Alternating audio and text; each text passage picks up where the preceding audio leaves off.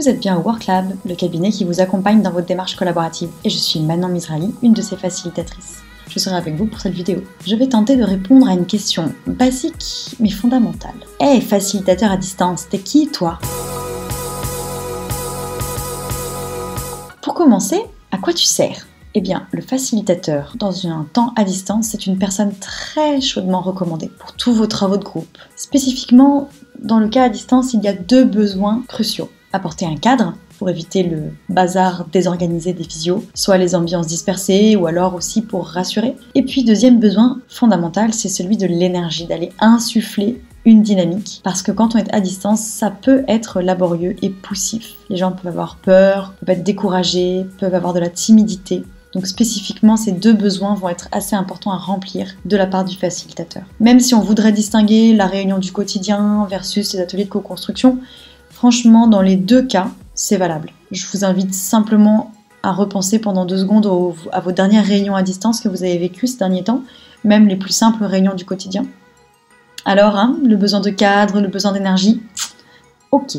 Et quand bien même, toi, facilitateur à distance, tu sors d'où tu t'imposes? C'est un point hyper important. Vérifiez que vous avez le mandat du groupe pour animer le groupe. On ne débarque pas de nulle part pour s'autoproclamer le facilitateur. Est-ce que vous êtes désigné naturellement par le groupe? Est-ce que vous vous êtes proposé? Dans tous les cas, il faut le faire valider par tout le monde. En fait, c'est tout simplement le début du cadre que vous posez. Et puis, être facilitateur, c'est pas nécessairement être le chef. C'est être celui qui, déjà, dans un premier temps, va structurer et rendre efficace le temps collectif à distance. Ok, c'est bien gentil, on ne peut pas non plus vous l'imposer. Et sinon, on fait comment? S'il n'y a pas de facilitateur désigné, qui fait quoi?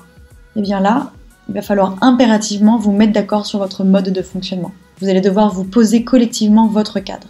Vous attribuer des rôles respectifs entre celui qui va être gardien du temps, celui qui va être le scribe, celui, etc., etc. Assez rapidement, vous verrez que celui qui aura récupéré le rôle de distributeur de parole va de facto devenir le facilitateur. Pourquoi? Parce que c'est un peu le rôle clé. Distributeur de parole, c'est celui qui va dire, pour éviter qu'on se coupe la parole, que ce soit la cacophonie ou que ce soit le silence gênant où personne ne réagit, ça va être celui qui va nommer un tel, vas-y à toi, vas-y un tel à toi, ok, on démarre le tour de table, etc. Voilà dans les grandes lignes qui c'est ce facilitateur à distance qui s'incruste dans nos réunions et nos ateliers à distance. Pour aller un cran plus loin sur ce sujet, pour comprendre un peu ce rôle, je vous invite à aller sur le média du WorkLab où il y a un article qui vous explique la comparaison surtout d'un facilitateur à distance avec celui que vous connaissez peut-être plus, qui est le facilitateur en présentiel.